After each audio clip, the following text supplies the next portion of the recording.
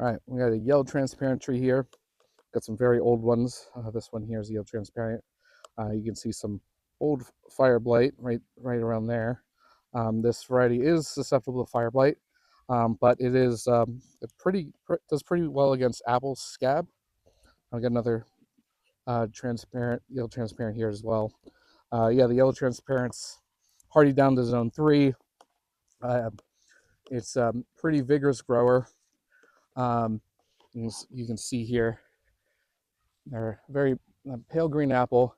They're the first ones to ripen in our orchard. It's July 19th in central New York, and these are ripe. So this is very early apple. It's an old Russian apple. Came over in the 1870s with other Russian apple varieties like Duchess of Oldenburg, Alexander, and yeah, they're very vigorous, good producers.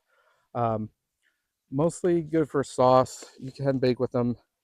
Um, they're all right for fresh eating. Um, they're very acidic. But I'll go ahead and taste one for you.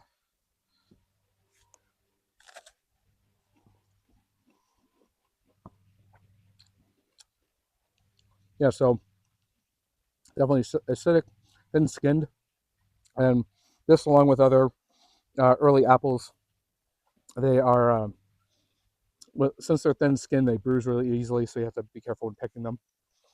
They also brown very quickly, the yellow transparent. But if you can't wait till August for apples, then yellow transparent is a good one for you. Yeah, best for sauce. I guess old timers like to cut it up and put sugar on it to sweeten it up. Not a ton of sugar, but definitely acidic. But yeah, that is yellow transparent.